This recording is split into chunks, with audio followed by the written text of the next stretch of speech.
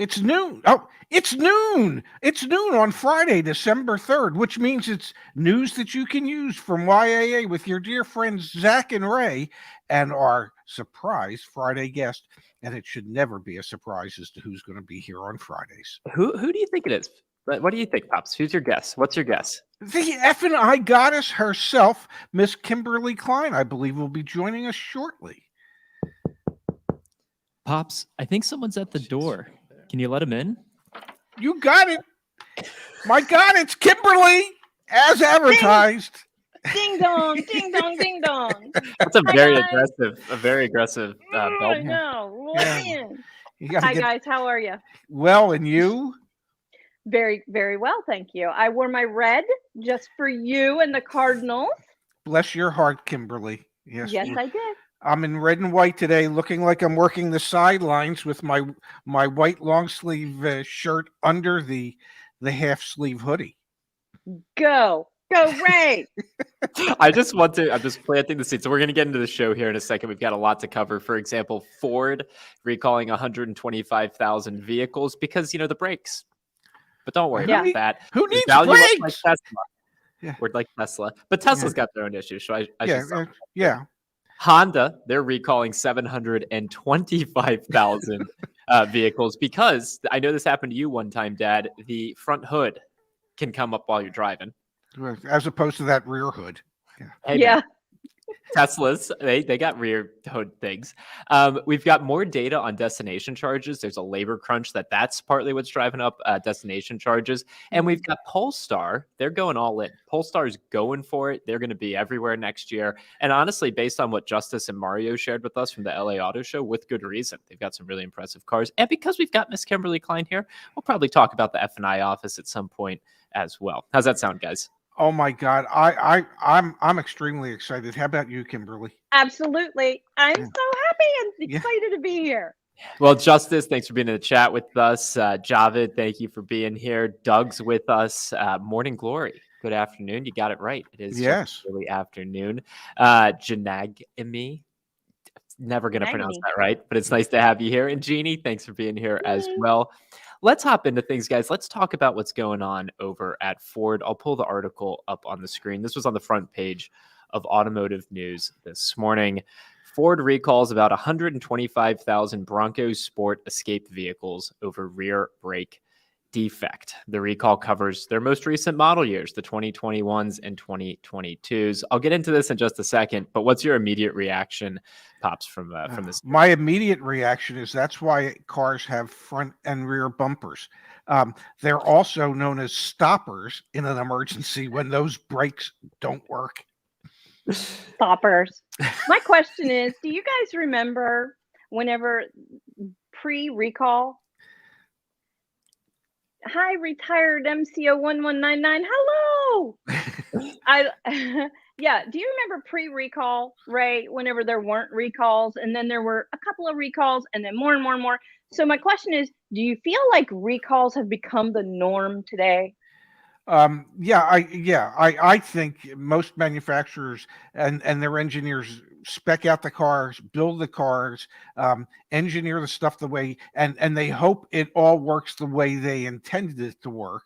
And well, like if it doesn't, well, then they'll be more than happy to have a voluntary recall and fix it at that point. And they've already factored in those costs, those future costs into the price of their vehicle to the manufacturer, to the dealer. Got a question for you guys. Yes. What is the criteria? And I don't know if either of you are necessarily experts on this, and we'll go to what's going on at Ford and Honda in a second here, but what's the criteria to get a recall out? Is it a certain number of complaints or issues or a studies done? What's the criteria for this? I believe it's a number of complaints to the National Highway Transportation Safety Administration, and then they open up a preliminary investigation. But if there's a number of complaints concerning the same thing, then that creates an issue for them, and they go to the manufacturers and they say nicely, "It appears you have an issue here. How would you like to handle it? Would you like to handle it with a voluntary recall, or would you like the government to mandate the recall?" Right. Or a lawsuit. Yes. You have I three mean- options. Yes. So let's look at what's going on for it. I'll actually pull up the details here, and we'll look at the Honda one as well. So here, let me zoom in. The rear brake lining on those vehicles, again, this is Bronco Sports and what was it? Escapes. 2021, Escapes. 2022 Bronco Sports and Escapes. You know, The rear- can I say one thing? Please. When the rear brakes don't work, those escapes become harder and harder to accomplish. Wait a second. Wait a second. Wait a second. It's gonna be a little delayed because I gotta do a little production. Oh, I love Do. It just took me a while to get there, but I think the Thank effect you. was Thank you still got there. You got there. Yeah. That's the important thing. So the rear brake lightings on those vehicles might have been manufactured incorrectly, kind of like those roofs on the Broncos as well, if you remember those. And during certain situations, the driver may have to apply more brake pedal force, and the distance required to stop the vehicle may extend, increasing the risk of crash, the automaker said in a notice to U.S. safety regulators. So yeah, you were right, Dad. This is straight from our dear friends over at NHTSA, the National Highway Traffic Safety Administration. What I find fascinating, though, both of you, is this piece down here, which is dealers will be notified on January 3rd and owners on January 10th. Why is YAA a month earlier than the manufacturer and the dealer? Well, it's because we, unlike the dealer and the manufacturer, we are on top of our game.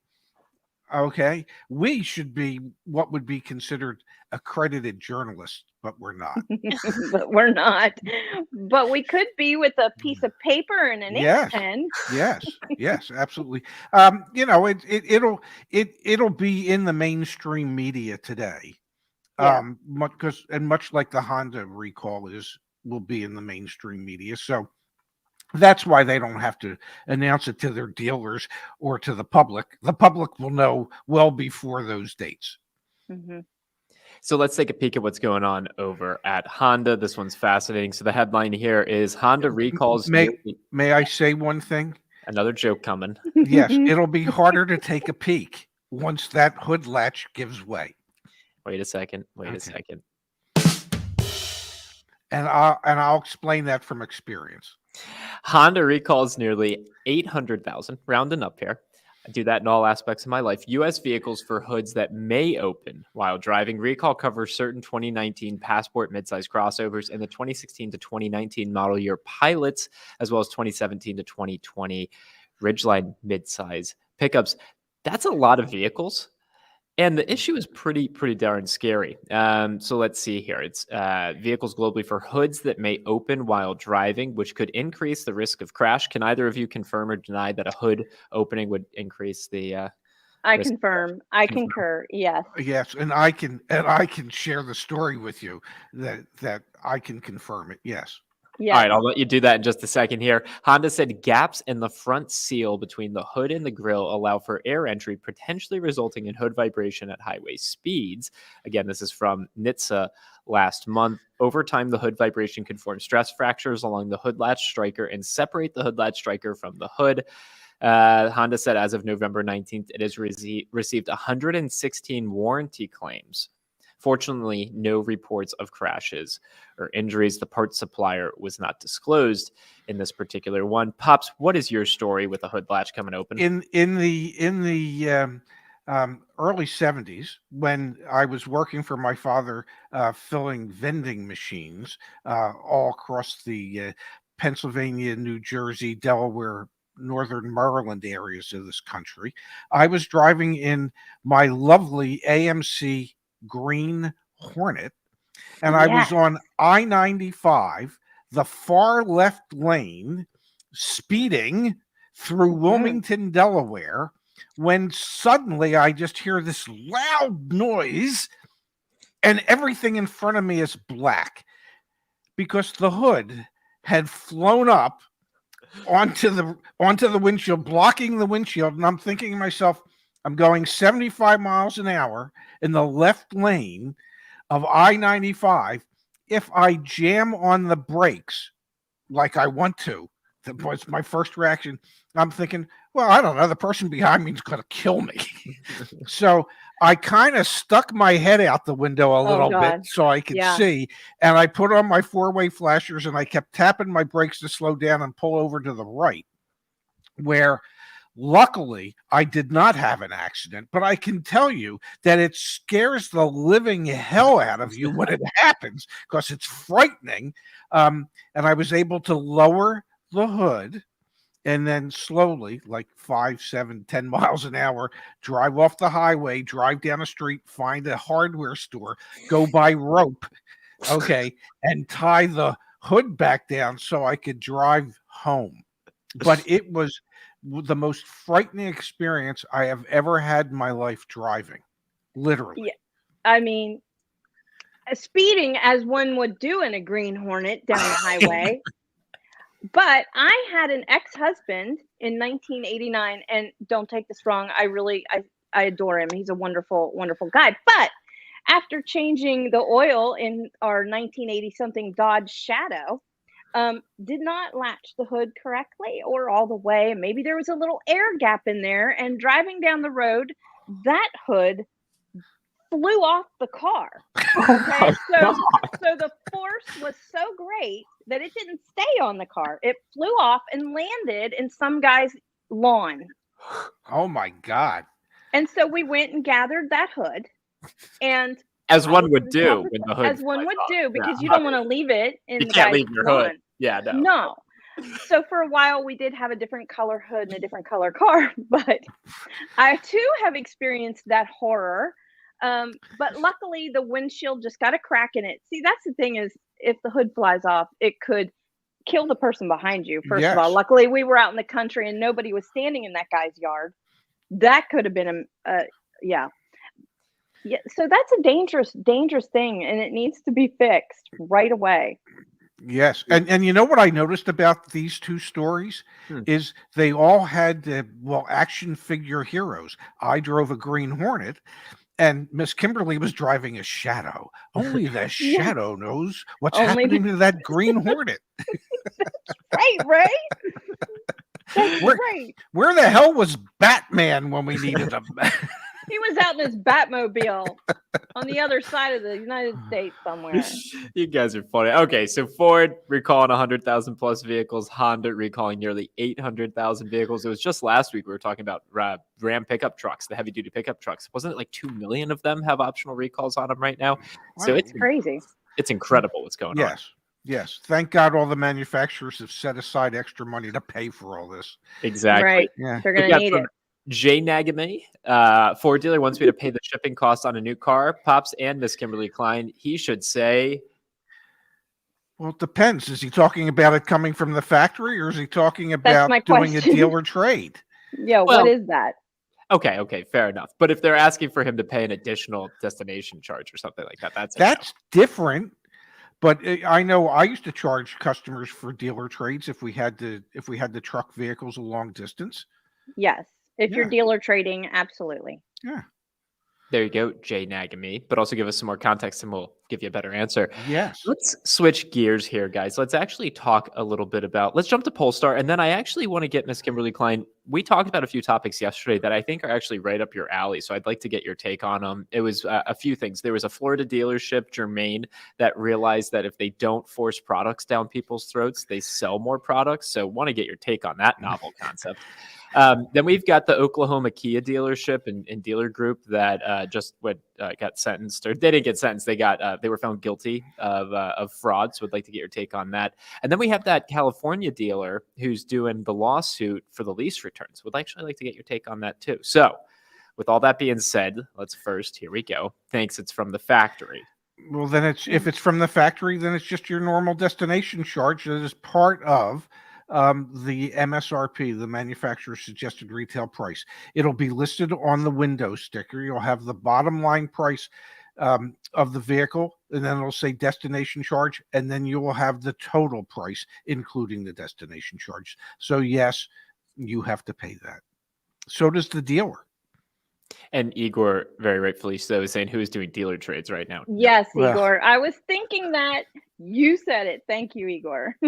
So let's jump into a few things. I actually have it right here. Jay nagging me. Yes, destination charges are up and all vehicle transport costs are up. Here's why. We actually have an article back on the YAA website as well. Let me show you destination charges, YAA. There you go. It's right those here. computers are so smart. It's back here on our website. So if you wanted to see how much destination charges are up, which again, you can't negotiate, it's right here back on the website. Let's jump to Polestar and then Miss Kimberly Klein. I've got these articles queued up for us to talk about as well. But Pops, Polestar, I used to drive a Volvo. Volvo kind of is Polestar is a derivative of Volvo. They're going from 25 showrooms. They now have 38 in 2022 that they're planning and 50 by 2023. Plus, they have a crossover coming to market.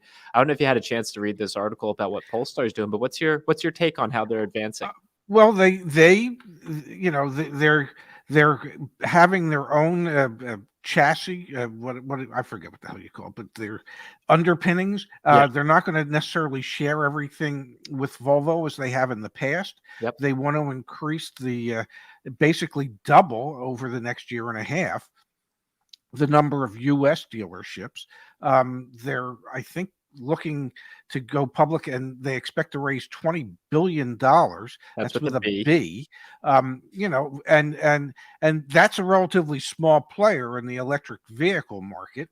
But they are destined and determined to become a real player in the U.S. and Europe as far as electric vehicles are concerned. And with their heritage being Volvo, I think they'll have the safety behind them and everything else that you would normally associate with Volvo, and so they just might really be a big time player when everything's all said and done. Yeah, the words you were looking for, just between you and me, Pops, they're right here. You were trying to say bespoke aluminum space frame platform. That's it, the platform architecture. Yeah. I kind of muffled that a little bit, but yeah, that's what you were looking for. Yeah, he said underpinnings, but we knew that he meant the bespoke aluminum space frame platform architecture. We knew. Yeah, that's going to be a new ad lib. Yeah. Perhaps if I hadn't dropped out of college in my third semester, similar to you, Sonny boy, I would have remembered what the hell I was trying to talk about. It's pretty cool. They're really doing like a Tesla playbook. Level 3 or level 4 autonomy is what they're trying to bring as well. Polestar is going to be a Tesla competitor, and I think they see an opportunity to grow way more rapidly than the Volvo brand. It's pretty neat. Let's switch over. If it's okay, guys. Let's talk again about this Oklahoma Kia dealership. So, Ms. Kimberly Klein, I don't know. Did you happen to see yesterday's show or read? You'll have to refresh me. I caught a tick of it. I caught a tick because I was on calls, but. Please Pops, what's going on in the great state of Oklahoma? Well, it's not necessarily the entire state of Oklahoma, but at least in Norman, Oklahoma, okay, at the home of the University of Oklahoma, I believe that's where University of Oklahoma is. There was a gentleman and his compliance officer. That was funny itself, and his comptroller, and they were only committing fraud and wire fraud and identity fraud in order to get deals bought at the banks. Yeah, like telling the banks that the customer was putting X amount of money down when what the customer was doing was going to their pawn shop and selling their items that they used to. Well, they weren't even going to the pawn shop. They set up a shell company that was a pawn shop, and then they would overvalue the assets that someone said they could potentially pawn and say that was cash down. Yes. Kimberly, have you ever heard of any of this type of stuff? That you could potentially, it just keeps going on and on and on and on. So yes, of course, the controller and the did they have a compliance manager in the dealership? The compliance officer, yes. Okay. The compliance officer and the owner were convicted on 25 counts. Woo-wee. Yeah. Woo-wee. Yeah. I think that's a big one, and that goes pretty deep. But I think that if we send people out to pull deals, send compliance groups, compliance companies out to pull deals, you might find a lot of that. a lot of that. I asked my dad that question yesterday, Kimberly. I said, how prevalent is this? And we ended up having a pretty funny back and forth. So I'll ask you the question first. And I'll tell you kind of what yesterday's conversation went. So like, how prevalent is fraud like this, do you think, in the industry? Okay, I think it's very prevalent. However, there are little things and then there are big things like what you guys just described to me. The little things would be he put on his application that he makes $2,500 a month. We put on his application that he makes, I don't know, $2,800 a month. That would be considered little. Is it the right thing to do? Absolutely not. You should never do that, ever, ever, ever. But that's small potatoes. Big things like what you just described. Anytime you change income, anytime you come up with this story of where the down payment is coming from, anytime you do that, you're going to go to jail. Finance managers go to jail over this. It's a big deal. Yeah. And it happens a lot. And as I said yesterday, I think it's more prevalent in your mass market brands and your brands that appeal to lower income customers. Yes. Than it's your luxury brands, because those people typically, those buyers at those luxury brand stores, they typically have the income that nobody is misstating what they're earning. Right. And as I said to Zach yesterday, a big red flag would be if the finance manager or the salesperson insists that they fill out the credit application for the customer by asking the customer the questions and then just asking them to sign the application. Right. You know, as I said, in all the dealerships I worked in, we made sure that the customer that was the one that was filling out their own credit application. It had to be filled out by them and signed by them. I didn't want to run the risk of anybody saying that we manipulated any of the information on there. No way, never, ever, ever. And if the customer fills that out and then says at the last minute to the finance manager, "Oh, I meant that to be, I make $4,000 a month. I put $2,000. I wasn't thinking properly." Finance manager, don't change anything. You hand it over to the customer, you have them one line it and put their initials next to it. Everything has to be documented like a paper trail. And by the book. Yeah. If you want to do it right. We've got from D Boots here in the chat. Ray, thanks again for assisting me yesterday. This was a situation with no title. I know who he is, yes. And am now in communication with the GSM. No solution yet, but I sense that he doesn't want this to go above him. Desmond. Yeah, Pops, do you want to kind of... Desmond bought a car from a dealership in San Francisco, had it delivered to him in Oregon where he lives. And the dealership in San Francisco has been unable to provide him with the title so that he can register the vehicle. And he had been dealing with the F&I person, and the F&I person just kept coming up with excuses as to why they haven't been able to get it handled. And he wanted to know what he should do next. And well, the next is talk to the general sales manager or general manager. I found out what dealer group owns the store. And if you can't get satisfaction from the GSM or the GM, well, there's an area vice president from this large dealer, publicly traded dealer group that would be interested, because they don't want any of these issues. They don't need these type of issues. So you have to either go up the food chain at the dealership or the food chain at the corporation. And his second temporary tag is due to run out on the 13th of this month. So he needs this handled quickly.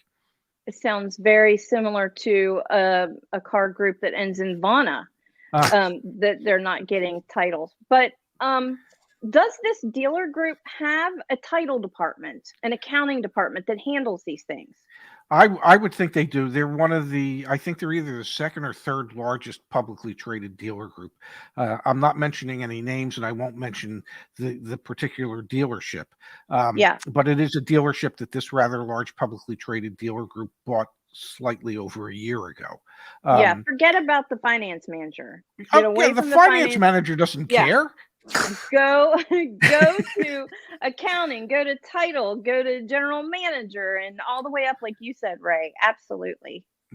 Yeah. Yeah. So, I got the name of the GSM for Desmond, and I passed that on to him yesterday, Awesome. and yeah, I'm sure it'll get handled because yes, Yeah. somebody at the GSM's level does not want it to go any higher than their dealership. And I No, know they from really don't. when I worked at the Penske organization, I mean, trust me, if there was an issue, we were told to handle it because if we didn't handle it and it went to an area vice president, he was going to handle it whatever it cost our dealership to do it. And he didn't care how much of our money he had to spend. He wanted it handled before it ever got to him. So, Yep, absolutely. And the last thing a finance manager wants to see coming into their office is anybody from accounting or title department, and certainly not the general manager. You don't want to see that person walking towards your office as a finance manager. Yeah. And it kind of speaks volumes to the challenges that consumers can face in these situations, whether it be we're talking about the credit apps and those being filled out by your salesperson, you're just signing off on it, or buying a car out of state and the title doesn't show up. Like, that's not unique to Desmond. That's been happening a lot with Carvana customers and customers, et cetera. So these are things to be aware of before you go into the process. Well, and in a lot of cases, the pre-owned cars that get sold, are trade-ins. And oftentimes, more often than not, those trade-ins have a lien against them because there's an existing loan. So a bank has to be paid off, and once they're paid off, then they're supposed to send the dealership, assuming that they got a power of attorney signed by the customer to instruct the bank to send the title to the dealership. And technically, the dealership's not supposed to sell the vehicle until they actually have title in hand. So there's discipline that could be applied to this dealership by the state of California for having sold a car without the title. And the lending institution has a responsibility to get the title to whoever paid it off in a timely fashion as well. But this happens in more cases than you would realize because there's payoffs on probably 90 to 95% of most trade-ins. Right. Most people don't own their car outright when they trade it in. Exactly. And so there's that chain again, that chain of paperwork. Everybody has to do their job. That power of attorney has to get signed, especially if it's an out-of-state deal or an out-of-state trade. That power of attorney has to get signed and everything gets pushed to accounting, and accounting has to make sure they get the payoff. I mean, it's got to be done. Yep. We've got Igor in the chat here mentioning one of the other issues that that Oklahoma dealer group was doing as well. Lying about book value on used cars is another common violation. Oh my gosh, yes. That are being sold over value. And let me just pull it up really quickly. Yeah, because what dealers do, Zach, is a lot of banks, they want to get NADA reports as to what the value of the vehicle is. Right. So dealerships will say that the vehicle they're selling actually has more equipment than it really does. And that doesn't become a problem unless, of course, that vehicle gets repossessed. And then suddenly the moonroof that you said it had, and there is none, well, that's an issue. That's a problem. Yeah, or the luxury package that you said it had, or the premium package that you said it had, that it doesn't, then that becomes a problem. So lots of dealers will inflate the wholesale value of a vehicle by overstating the equipment that is on the vehicle. Yes, and can I just say that goes to structuring a loan. It's all about getting the loan bought, you guys. It's all about getting it structured in such a way that, of course, the finance manager and dealership makes the most money, but not just that, they get it done. Yes. They get that loan done. So if there's a low LTV, loan to value on it, and you don't have any cash down, or maybe there's negative equity and all of a sudden you can't get the loan done, well, then we're going to just plump it up a little bit and make it prettier for the bank, which is no. That sounds a lot like fraud. Katja Hunter, it sounds like things are rotten in Oklahoma. Does the manufacturer take action in these kind of cases? And actually, yes. Well, in this case, the manufacturer. Well, if it comes to a loan and you're plumping up the LTV on a vehicle, the manufacturer doesn't care, but the bank does. Well, If it what gets happened in this repoed. case is the owner is now barred. He has to sell his stake in the dealerships. Like the manufacturer said, you can no longer own a Kia dealership. Well, yeah, Oh, yeah. yes. Yeah, part of most dealership agreements with the manufacturers is you can't be convicted of You any can't go to jail. felonies. That could be a problem. Yes, trust me. Absolutely. Yeah. We've got a couple comments here I want to pull up from the chat. Javed saying, if you're financing a vehicle, doesn't the finance company have to take care of getting the title since it's under a lien? No, the dealership agrees to do that because they're the ones that typically collect the registration fees. Now, in the case of Desmond, he was going to be doing his own title and registration and tax fees in Oregon because it was an out-of-state deal. Okay.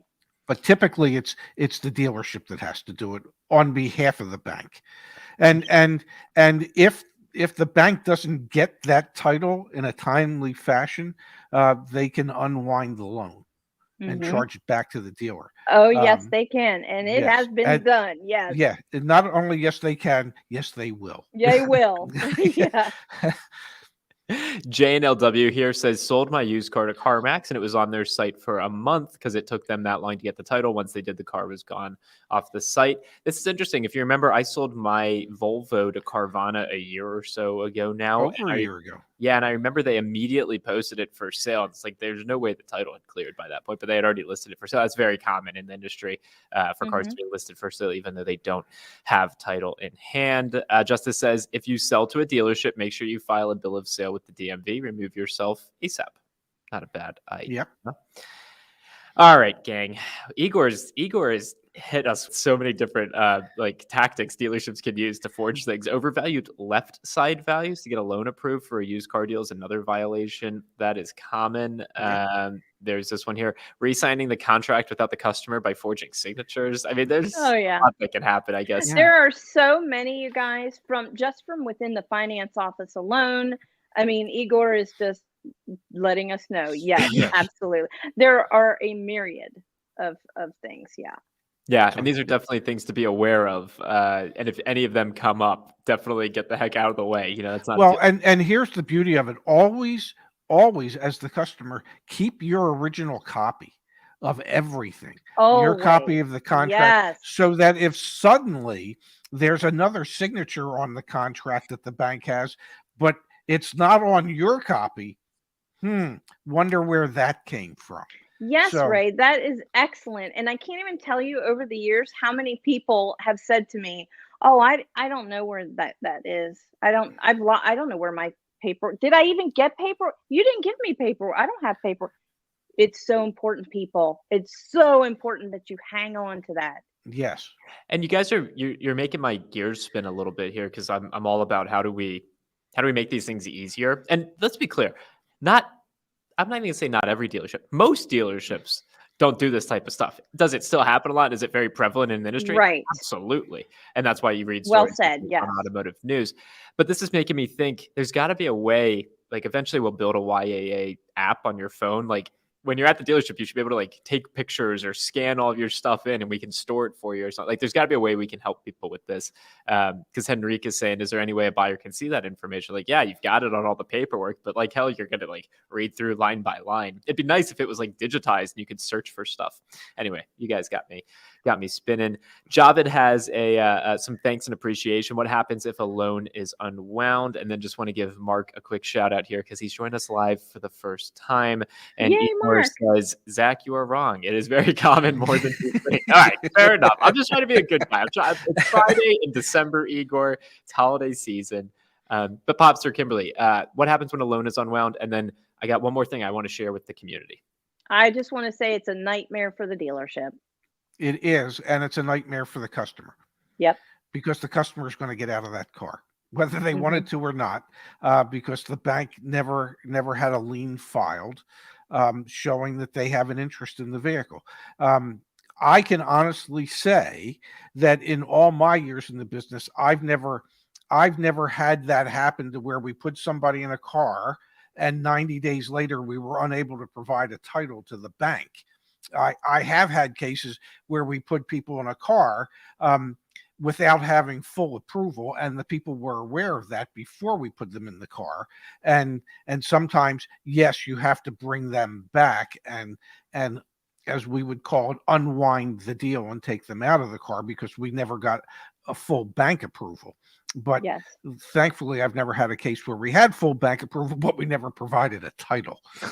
So No, I'm with you, Ray. Same, exact same. Of course, there have been deals unwound because a customer didn't provide proof of income, let's say. exactly. And we just couldn't get that deal done, so it had to be unwound.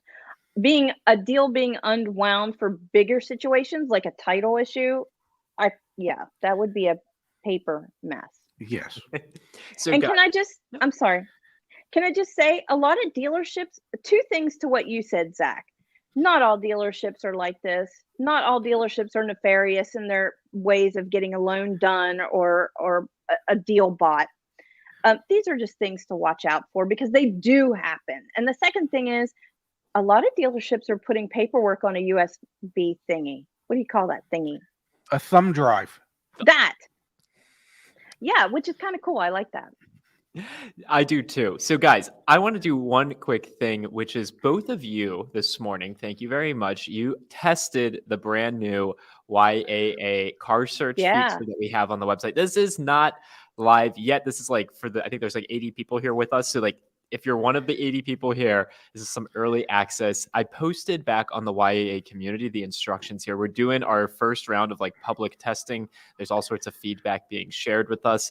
The URL to go to is joinyaa.com/cars. When you go there, you're going to see a password that you need to enter. The password is this: vehicle listings 2021.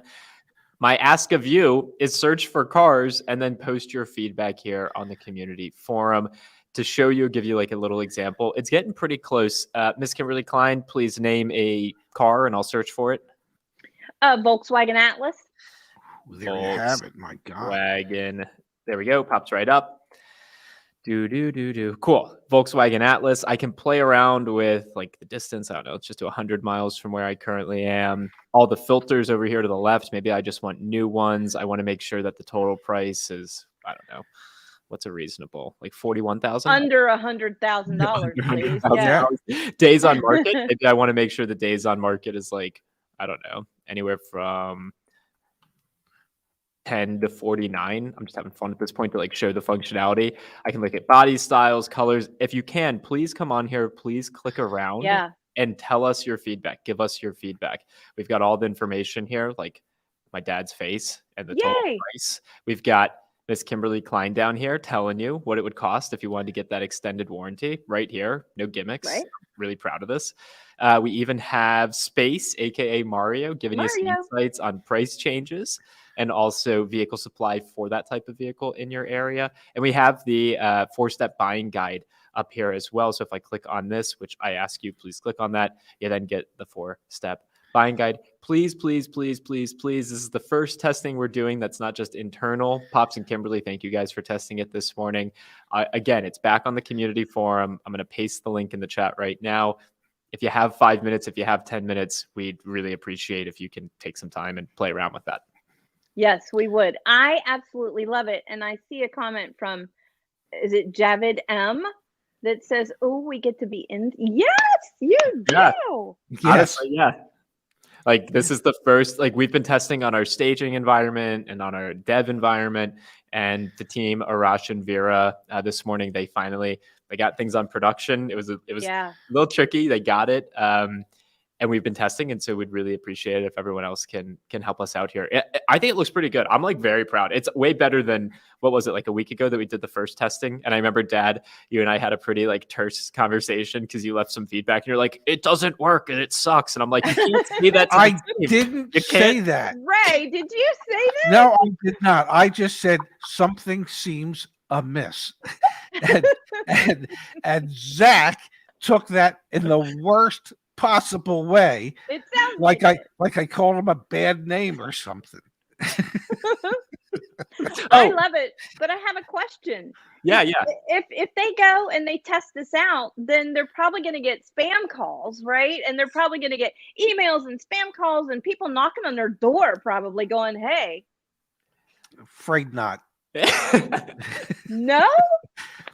And it's free. Everything we just showed you, 100% free. We're really proud of this iteration. My favorite word, like of what we're doing. So yeah, hopefully, probably in like a week or two. Let's say 2 weeks. That'll be no password protection. Everyone will have access to it. But for it now, yeah, you're a YA insider. Give us your feedback. Your voice is going to help shape what we do. I've already been talking. We've been talking internally. Once those EV tax credits get passed, how cool would it be when you're searching for EVs on the YA listings if it tells you which ones qualify for how much tax credit? So then when you go to the dealership, there's no trickery. You know what credits are in your name. We're already thinking about incentives. So if we can know, like I was answering on the community this morning, someone asked for incentives on a Toyota Tacoma in the New York market, the TRD off-road. Like we have that data. We're going to build that into the list. So share your feedback, share your thoughts with us. Super proud of this. Heck of an effort from everyone involved. A lot of it goes to both of you on the screen as well. Kimberly, you've been with us for a year now, and Pops since day one. So this has been really great. I have to say, YAA, for everybody out there, has got the smartest, ingenious tech team behind them. Isn't Catherine great? Like the way that she does her research and the design. She's really, it blows me away. It really does. We've got such a great team.